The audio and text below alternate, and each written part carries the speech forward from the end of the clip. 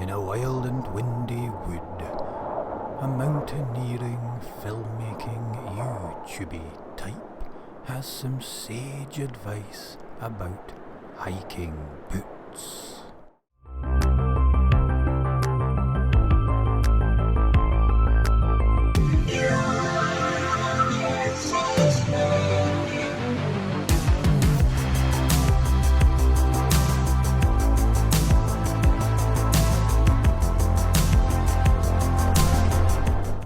Let's talk hiking boots. I was chatting to somebody online the other day and they were asking for recommendations about what sort of boot to go for because they had a pair of Regattas. They bought them for 60 odd pounds, they leaked like a sieve.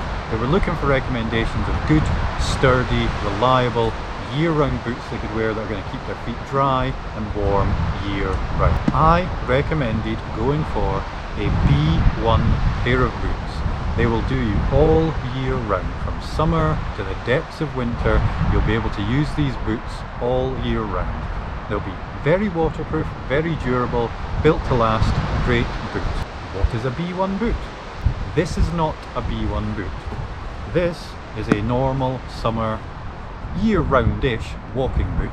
It'll do for winter walking if you're not actually mountaineering, if you're not strapping a crampon to it and going up steep gullies or along ridges or what have you. You can get away with wearing this year round.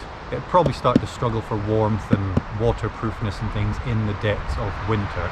So it's more of a 3-season boot that you can get away with in some winter outings. If you're a summer hill walker or a 3-season hill walker or trekker, this type of boot will do you well. So don't worry about B ratings and all the rest of it.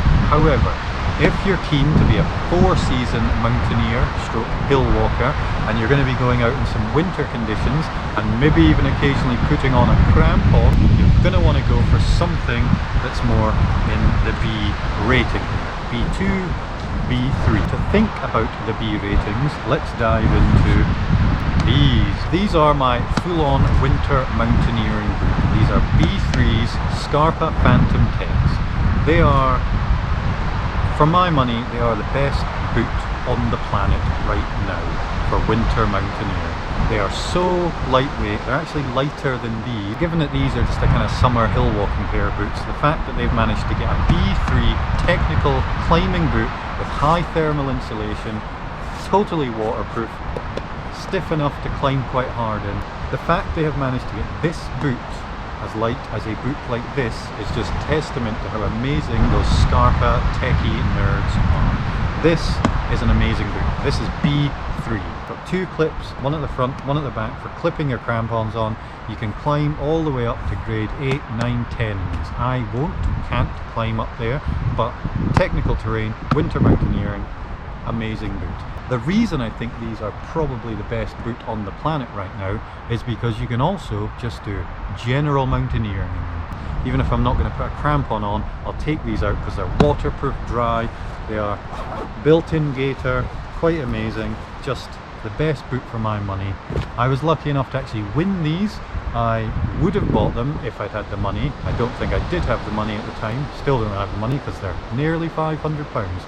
I actually won these in a competition. Can't rave about them highly enough. They are the best boot out there if you ask me. However, that's the B3 end of the scale for technical winter climbing and mountaineering more generally. What you want is the middle grade here, a B1 stroke B2 boot. Technically this is a B2 boot. It does have the clip on the back for clipping your crampons on.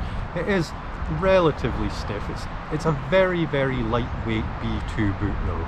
It's more of a kind of B1.5 as it were. It's a kind of treads the ground between them, and that's why I got them. I can wear these in the summer if I'm just going out in boggy terrain on long treks.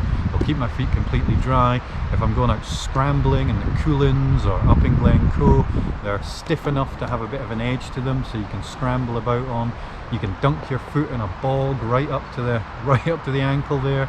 Not going to get wet. They're just great all year round boots. You can wear them in the summer, the spring, the autumn, the winter. They will do everything. The only caveat to that is that they can be a bit hot and sweaty on a sort of long hot summer's day. So I probably wouldn't wear big heavy boots like this on a peak summer's day, I'd probably be more in trail runners or a very lightweight pair of summery boots, a bit like this with very thin socks on. But saying that, they're basically a year-round boot. They will do you out of 9 out of 10 situations, and if you want to strap a crampon onto them, go up into those mountains in the winter, you've got the boot for the job. So these are Salewa Crow GTX, and they are my go-to boot for just year-round mountaineering. Unless, of course, I'm in the depths of winter, in which case I'm sticking these on because they're just absolutely bomb-proof, keep my feet dry and warm, can climb hard in them. Amazing. These are my general mountaineering boots. They'll do me in most situations.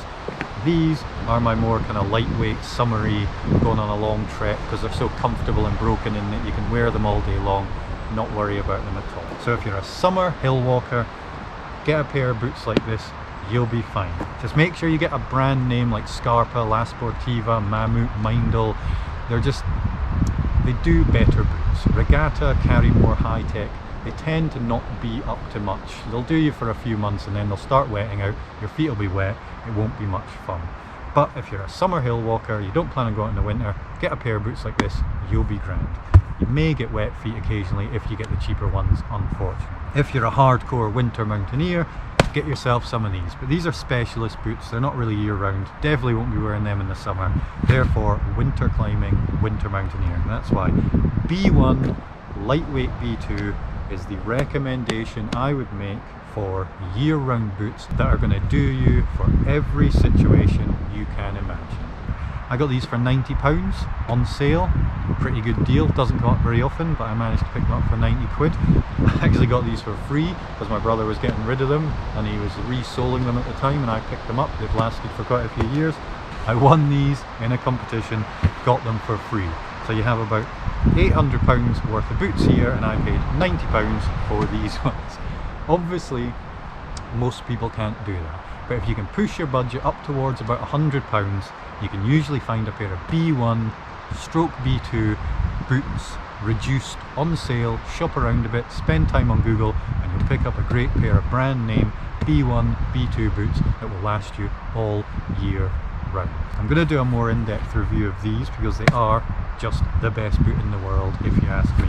So I'm going to do a separate review for them, and I'm going to start running through some of the gear I use, the roll mat, the tent, all the rest of it. Over the last couple of years I've built up a few bits of very nice, super lightweight bits of gear that are worth doing reviews on in and of themselves. So special they warrant their own little review video. So that is our consideration of the type of hiking boot you're going to want to get depending on the type of mountaineering and hiking and hill walking you intend to do. So my passions, of course, are with filmmaking and mountaineering more generally.